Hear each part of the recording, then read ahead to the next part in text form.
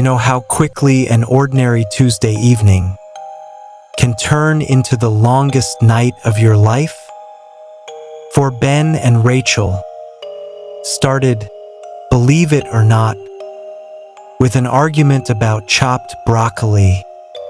Keep your eyes on the sauce, sister. Ben had snapped, focused on the simmering pot, trying to maintain the recipe's constant, tedious stir. They were in that comfortable, slightly annoyed, domestic rhythm, the kind of rhythm that makes you forget that the outside world and old mistakes still exist and can knock on your door at any moment. That mundane comfort was about to be violently shattered by a past they thought they had buried. The unexpected, sharp ringing of the doorbell cut through the low sizzle of the stove. It was Sean. Ben's face immediately tightened. The easy, slightly aggressive banter with Rachel vanished, replaced by an expression of heavy reluctance. I really don't want to see him right now, Ben muttered, his hand still hovering over the pot. The sauce suddenly neglected. He knew he had to answer, a sense of obligation heavier than the impending doom that would soon arrive. Sean entered the apartment, his manner nervous, strained, offering clumsy pleasantries about the place. The conversation was riddled with uncomfortable silences, forced assurances that everything went down before was water under the bridge. After confirming Rachel wasn't there, a fact he seemed strangely relieved about, Sean's demeanor shifted. He reached into his coat and quickly, almost violently, thrust a small, unassuming wooden box into Ben's hands. I just want to give you this, he mumbled, refusing the offer of a drink, clearly desperate to leave. Before Ben could make sense of the strange gift, Sean was apologizing again, looking utterly terrified. I'm sorry, I gotta go, he repeated, already heading for the door. It was an abrupt, almost violent departure. All that remained was the small wooden box and a sealed card. Ben, perplexed, opened the card. The handwriting was frantic, the message chilling. Dear Ben, I'm sorry about everything before and everything now, but I had to give it to someone. I know it can't move while you're watching. Whatever you do, don't take your eyes off of it. The moment they absorbed the message, the box was no longer a simple object. It was a presence. Rachel picked it up. It was heavier than it looked. It was perfectly smooth, with no seams, no latch. They looked at the box, then at each other. There was nothing overtly threatening, yet a profound sense of wrongness emanated from it. It was then they realized the most terrifying detail. On the front panel of the wooden cube, etched into the grain, was a crude, simplistic outline of a face. 2 dark holes for eyes. Watching them, watching Ben, the air in the apartment grew thick with silent dread. Minutes stretched into an eternity.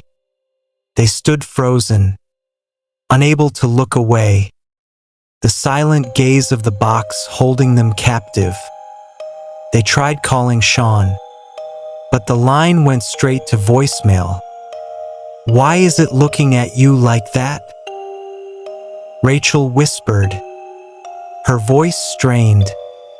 Ben had no answer. The box didn't need to speak. Its purpose was clear in the weight of its stare. It wanted something, and whatever that something was, it revolved entirely around Ben. Panic was setting in. Their only information came from the desperate note. Can't move while you're watching. To fight it, they had to understand it. They had to know what happened when the rule was broken. They agreed to look away simultaneously, just for a second. A terrifying experiment was the only way forward. On the count of 3, they would break the one and only rule they had. 1, 2, 3. They squeezed their eyes shut. A split second of total, paralyzing darkness. In that single moment of voluntary blindness, the air seemed to shift. A soft, scraping noise, impossible to place, impossible to ignore. They snapped their eyes back open, breathlessly scanning the room. But as they looked back at the coffee table, they saw it. The box had moved a fraction of an inch, now resting on the very edge of the table, slightly closer to Ben. The game had changed. Ben decided he had to find Sean, but one of them had to stay. Rachel, utterly terrified, was left behind. As Ben tried calling Sean again while leaving, he heard a chilling echo on the line. A faint voice, not human, repeated Ben's earlier words. It told us what you said. The box was not only watching and moving, but it was listening, and it was lying. Ben, it's lying to you. Sean's frantic voice finally broke through the static. Sean was panicking on the other end, trying to warn Ben to keep his eyes on the thing. He then demanded to know where Ben was, saying he was coming over. No, you have to keep your eyes on it, Ben screamed back. The creature had successfully separated them, leaving Rachel alone, exposed and vulnerable. Sean's last desperate words were the only instruction. Don't go back. Don't you go back. But Ben knew the monster was after him, and Rachel was the bait. He raced back towards the apartment. Ben burst into the apartment, his breath ragged. He scanned the living room frantically. The coffee table was clear. Rachel, where's the box? The response was terrifyingly calm.